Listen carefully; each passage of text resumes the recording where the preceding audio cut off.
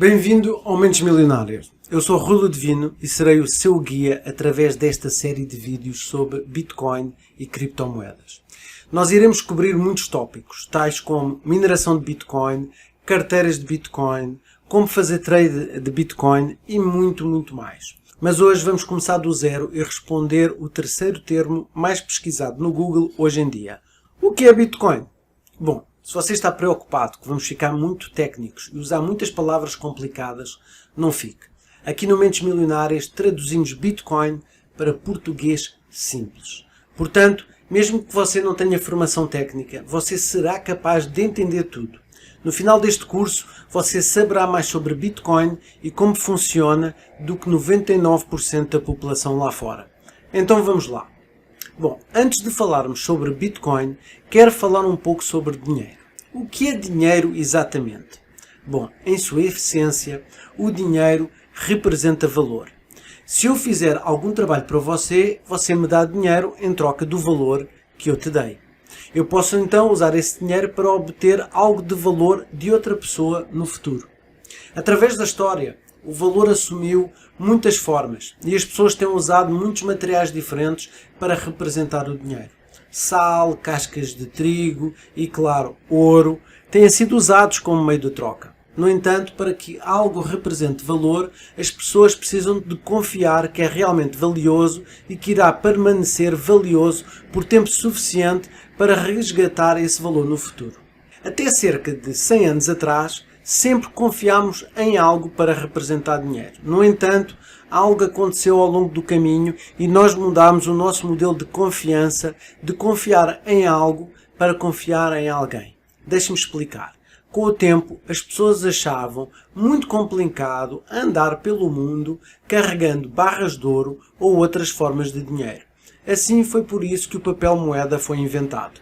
Veja como funcionou. Um banco ou governo se oferecia para tomar posse da sua barra de ouro. Digamos que valesse R$1000 e em troca esse banco lhe daria recibos certificados que chamamos de contas no valor de R$1000. Esses pedaços de papel não eram apenas muito mais fáceis de carregar, mas você poderia gastar R$1 em uma xícara de café e não ter que cortar a sua barra de ouro em 1000 pedaços. E se você quisesse o seu ouro de volta, você simplesmente levava R$1000 em notas de volta ao banco e resgatava pela forma real de dinheiro.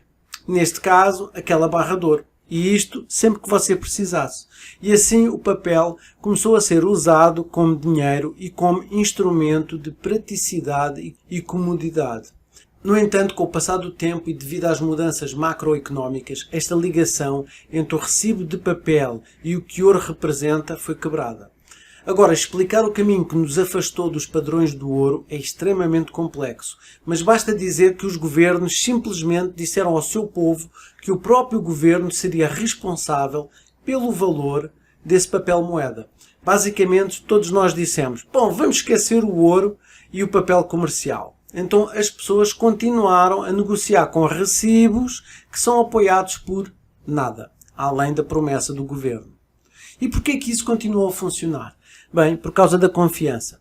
Mesmo que não haja nenhuma mercadoria real apoiando o papel moeda, as pessoas confiavam no governo e foi assim que o dinheiro fiduciário foi criado.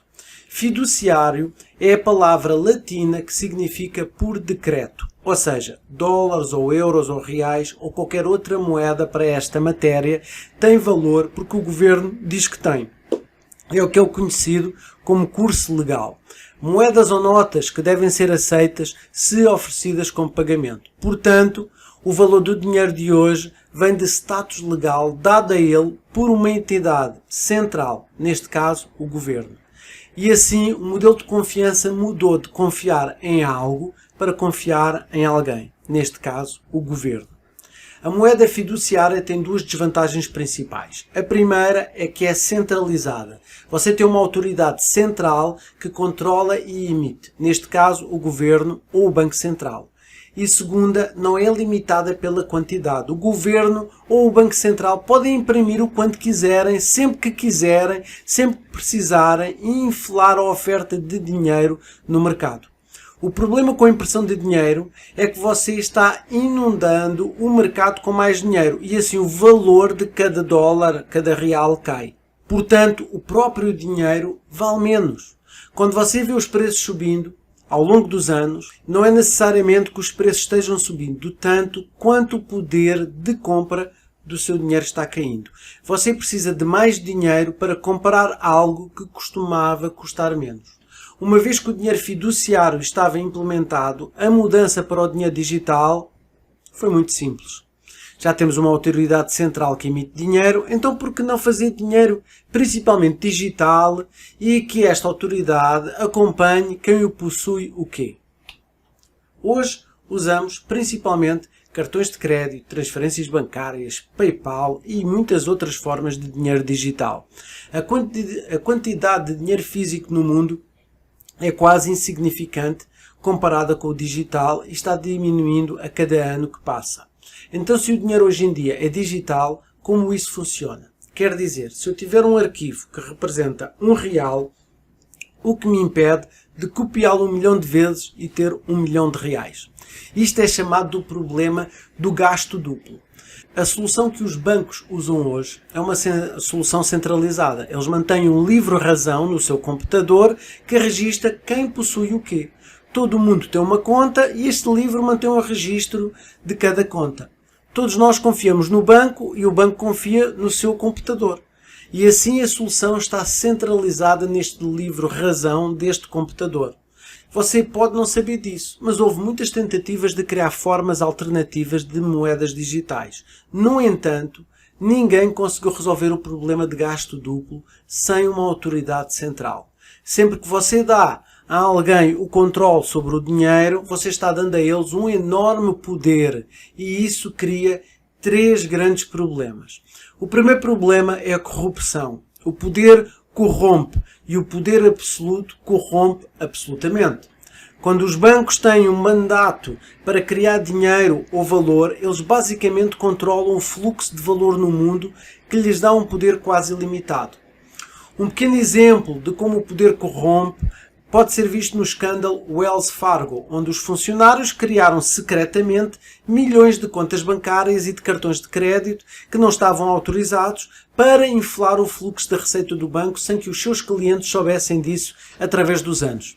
A segunda questão de um sistema centralizado é a má administração.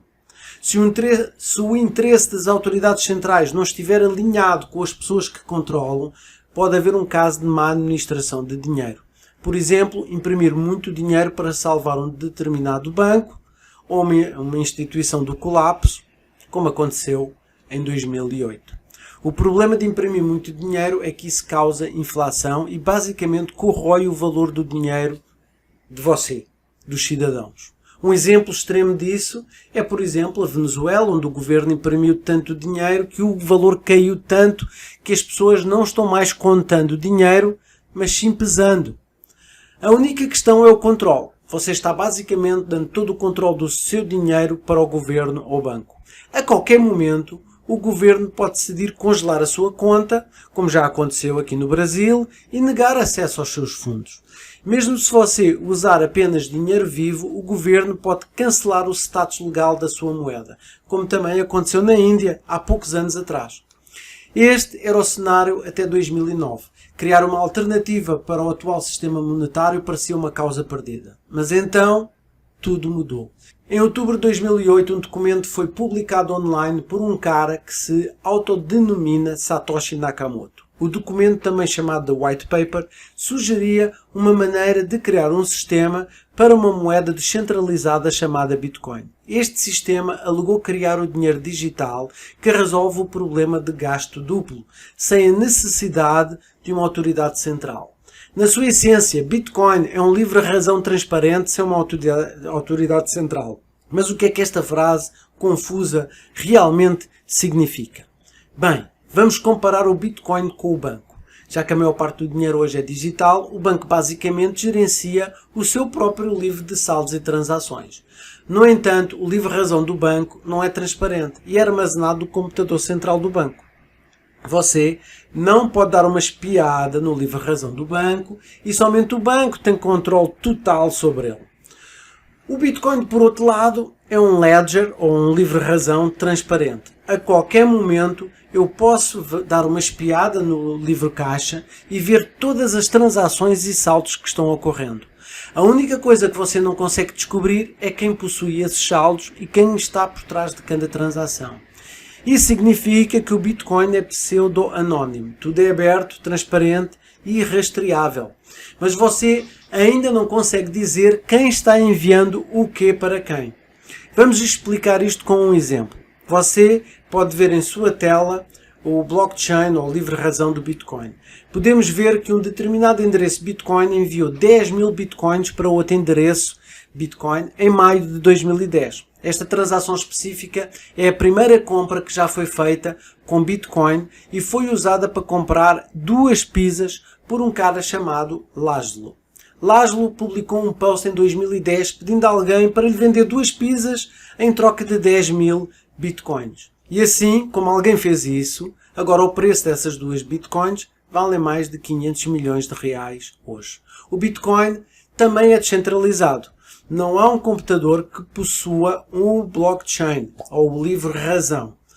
Com o Bitcoin, cada computador que participa no sistema também está mantendo uma cópia do livro. Também, como eu já referi, é conhecido como blockchain.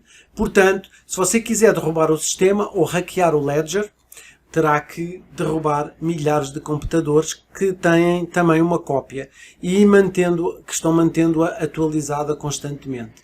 Como a maioria do dinheiro hoje em dia, Bitcoin também é digital. Isto significa que não há nada físico que você possa tocar no Bitcoin. Não há moedas reais. Existem apenas linhas de transações e saldos. Quando você possui Bitcoin, significa que você possui o direito de acessar um endereço Bitcoin específico e registar no livre-razão e depois enviar fundos dele para um endereço diferente. Então, o que é que tudo isto significa? Porque é que o Bitcoin é uma grande novidade? Bem, pela primeira vez, desde que o dinheiro digital começou a existir, agora temos uma alternativa ao sistema tradicional. Bitcoin é uma forma de dinheiro que nenhum governo ou banco pode controlar. Pense no tempo antes da internet. Quão centralizado era o fluxo de informações. Basicamente, se você quisesse informações, teria que obtê-las de alguns meios importantes, como o New York Times, o Washington Post e outros como eles em cada país. Hoje, graças à internet, a informação é descentralizada e você pode se comunicar e consumir conhecimento de todo o mundo com um clique de um botão. O Bitcoin é a internet do dinheiro e está oferecendo uma solução descentralizada para o dinheiro. O Bitcoin tem várias vantagens sobre o sistema atual. Primeiro, ele te dá o controle total sobre o seu dinheiro. Com o Bitcoin, você e só você pode acessar os seus fundos. Como você realmente faz isso, será explicado em um próximo vídeo. Mas nenhum banco ou governo pode decidir congelar a sua conta ou confiscar os seus bens. O Bitcoin também elimina muitos intermediários do processo de transferência de dinheiro. E isso significa que em muitos casos o Bitcoin é mais barato para usar do que transferências eletrónicas tradicionais ou ordens de pagamento. Além disso, ao contrário das moedas fiduciárias, o Bitcoin está projetado para ser digital por natureza. Isso significa que você pode adicionar camadas adicionais de programação em cima dele e transformá-lo em dinheiro inteligente. Mas falarei mais sobre isso nos próximos vídeos. Finalmente, o Bitcoin abre o comércio digital para 2,5 bilhões de pessoas em todo o mundo que não têm acesso aos bancos, a um sistema bancário. Essas pessoas não têm conta no banco por causa de onde vivem ou da realidade em que nasceram. No entanto, hoje com um celular e um clique de um botão, elas podem começar a negociar usando Bitcoin sem necessidade de permissão. Hoje existem muitos comerciantes online e offline que aceitam Bitcoin. Você pode solicitar um voo ou reservar um hotel com Bitcoin. Isto se quiser. Existem cartões de débito e crédito de Bitcoin que permitem que você pague em qualquer loja usando o seu saldo Bitcoin. No entanto, o caminho para a aceitação pela maioria do público ainda é longo. À medida que continuamos nesta série de vídeos, vamos explicar exatamente como é que o Bitcoin funciona e como usá-lo. Aprenderemos sobre carteiras de Bitcoin, mineração de Bitcoin, como comprar Bitcoins e muito mais. A revolução do dinheiro começou em 2009 e hoje em dia estamos vendo isso mudar o dinheiro como o conhecemos. Você ainda pode ter algumas perguntas, mas deixe aqui embaixo na secção dos comentários por baixo do vídeo que terei todo o gosto em responder. Se você está assistindo a este vídeo no YouTube e gostou do que viu, não se esqueça de apertar o botão de curtir que nos vai ajudar imenso. Lembre-se também de se inscrever no canal para ser avisado de mais vídeos que colocamos aqui consistentemente e para ajudar no algoritmo do YouTube a encontrar mais pessoas como você. Obrigado por se juntar a mim aqui no Mentes Milionárias. O meu nome é Rolo Divino. Tenha um dia fantástico.